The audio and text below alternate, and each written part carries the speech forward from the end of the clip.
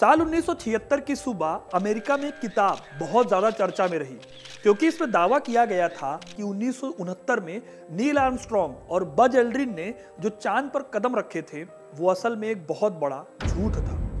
इसमें कहा गया कि चांद पर असल में अमेरिका कभी पहुंचा ही नहीं। इस किताब के हिसाब से जिस काम में नासा के 4 लाख लोग लगे थे, करीब $30 बिलियन यानी 2,40 करोड़ रुपए खर्च हुए, दुनिया भर में जिसको बढ़ा चढ़ा कर दिखाया गया, जिसे करीब 64 करोड़ लोगों ने टीवी पर देखा, जिसे साइंस की जीत बताया गया, वो इवेंट कभी हुआ ही नहीं। यह किताब छापी थी बिल केसिंग नाम के एक आदमी ने, जिसने इस प्रोजेक्ट पर काम किया था और जो कि बाद में एक जर्नलिस्ट बन गया था। उसने अपने क्लेम को लेकर कई बातें कही थी। इसमें से एक दावा यह भी था कि अमेरिका के पास चांद तक जाने के लिए टेक्निकल पावर ही नहीं थी। आज भी कई ऐसे लोग हैं अमेरिका और दुनिया सहित जिसमें कि ये मानते हैं कि अमेरिका की मून लैंडिंग असल में एक फेक न्यूज़ थी, जो कि खुद को ताकतवर दिखाने के लिए अमेरिका ने चलाई थी। अब सच क्या है? वो कौन से दावे हैं जो नील आर्मस्ट्रॉन्ग की मून लैंडिंग को फेक बताते हैं? क्या सच में मून लैंडिंग नहीं हुई थी? आज की इस वीडियो में हम स्पेस की इस कंट्रोवर्सी को जानेंगे, क्योंकि अगर इतिहास नहीं जानोगे तो खुद को कैसे पहचानोगे। इस कंट्रोवर्सी में जाने से पहले हमें यह समझना होगा कि चांद पर जाने की जरूरत क्यों पड़ी। अब आपको जानकर हैरानी होगी कि मून लैंडिंग मिशन की शुरुआत के पीछे साइंस से ज्यादा एक युद्ध था। यह युद्ध था कोल्ड वॉर का। सेकेंड वर्ल्ड वॉर के बाद दुनिया 2 धड़ों में बट गई। एक हिस्सा अमेरिका के साथ खड़ा था तो दूसरा हिस्सा रूस के साथ खड़ा था।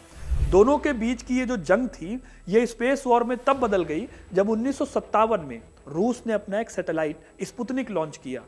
इंसानों द्वारा बनाई गई अर्थ के ऑर्बिट के बाहर जाने वाली ये दुनिया की पहली चीज थी। अब अमेरिका के लिए रूस का ये अचीवमेंट एक बहुत बड़ा धक्का था, क्योंकि वो किसी भी हाल में रूस जैसी एक कम्युनिस्ट कंट्री से पीछे नहीं होना चाहता था। इसीलिए अमेरिका ने अगले ही साल एक सैटेलाइट लॉन्च किया। लेकिन फिर साल 1961 में अमेरिका को एक और धक्का लग गया, जब रशिया ने कोई नॉर्मल सैटेलाइट नहीं भेजा, बल्कि यूरी गॉगरिन नाम के एक एस्ट्रोनॉमर को भी वो स्पेस में लेकर गए। इस तरह से यूरी स्पेस जाने वाले दुनिया के पहले शख्स बन गए। अब ये भी अमेरिका के लिए एक शॉकिंग न्यूज़ थी।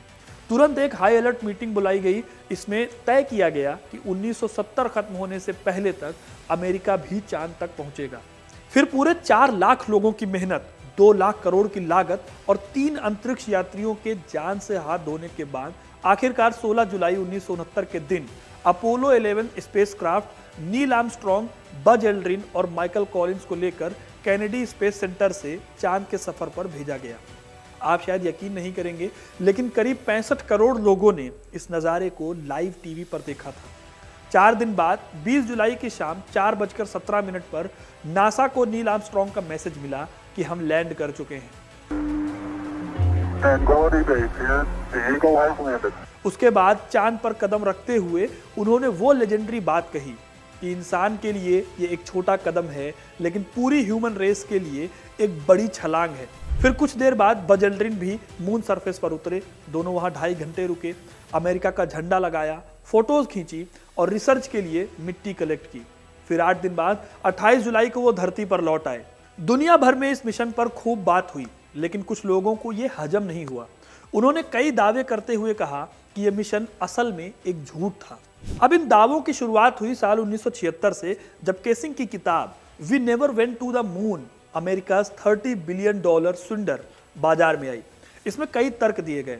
फिर 1982 में एक और किताब आई, moongate suppressed findings of the US space program. इसमें भी इस मिशन पर सवाल उठाए गए। अब केसिंग ने पहला दावा तो इस वायरल फोटो पर ही किया। उन्होंने क्लेम किया कि जब चांद पर कोई एनवायरमेंट नहीं है तो वहां पर झंडा कैसे लहरा रहा है, और सबसे बड़ी बात कि चांद की फोटो खींचते टाइम एक भी स्टार फोटो में दिखाई नहीं देता, पूरा आसमान ब्लैक है। जो तस्वीर नासा ने दिखाई उसमें अंधेरा और उजाला एक तरह का है। इसके बाद उन्होंने दावा किया कि आर्मस्ट्रॉन्ग जब चांद पर उतरे तो उनके पैरों के निशान बन गए, जबकि चांद पर तो कोई नमी या ह्यूमिडिटी है नहीं कि कोई उस पर पैर रखे तो निशान बन जाए।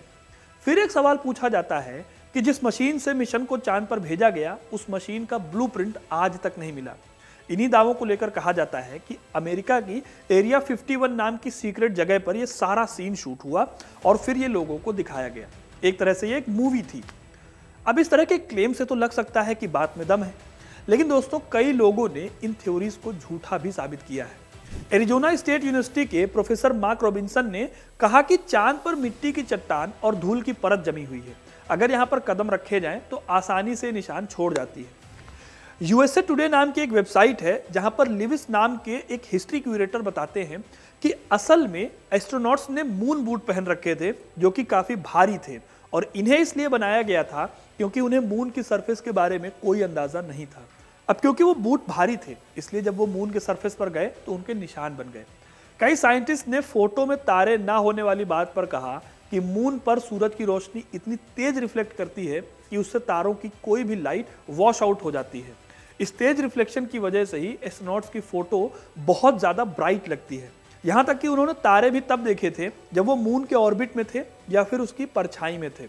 और सबसे बड़ी बात कि ये जो लैंडिंग थी ये दिन के टाइम हुई थी। फिर झंडे को लेकर जो बात कही जाती है उसका भी रीजन बताया गया।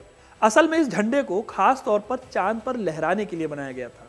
नॉर्मली जो झंडे होते हैं जो आपने देखे होंगे उसमें एक साइड से ही रॉड लगाई गई होती है, लेकिन इसमें दो रॉड थी, एक वर्टिकल और दूसरी हॉरिजॉन्टल। इसी वजह से झंडा सीधा दिखता है।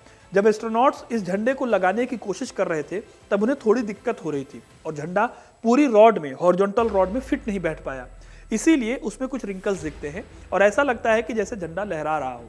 और इस झंडे की रॉड को एल्यूमिनियम से बनाया गया था। यह काफी हल्का मटेरियल होता है, इसीलिए बहुत थोड़ी देर के लिए झंडा हिलते हुए दिखता है और फिर स्टिल हो जाता है। आखिरी बात जो कही जाती है ब्लूप्रिंट की, वो अमेरिकी सरकार का कहना है कि वो ब्लूप्रिंट कहीं डिस्ट्रॉय हो गया जिसकी वजह से वो अवेलेबल नहीं है। तो दोस्तों मून लैंडिंग के फॉर और अगेंस्ट की ये सारी थ्योरीज हैं जो आपके सामने मैंने रखी। अब आप कमेंट करके बताइए कि क्या सच में मून लैंडिंग हुई थी या आप भी ये मानते हैं कि मून लैंडिंग नहीं हुई थी। यूएसए में आज भी 5% ऐसे लोग हैं जो ये मानते हैं कि मून लैंडिंग असल में एक फेक न्यूज़ थी। अब आपका इस पर क्या कहना है हमें कमेंट करके जरूर बताइएगा। वीडियो को लाइक और शेयर करना ना भूलें और ऐसी तमाम हिस्ट्री की कहानियों के लिए हिस्ट्री कनेक्ट को सब्सक्राइब जरूर करें। धन्यवाद।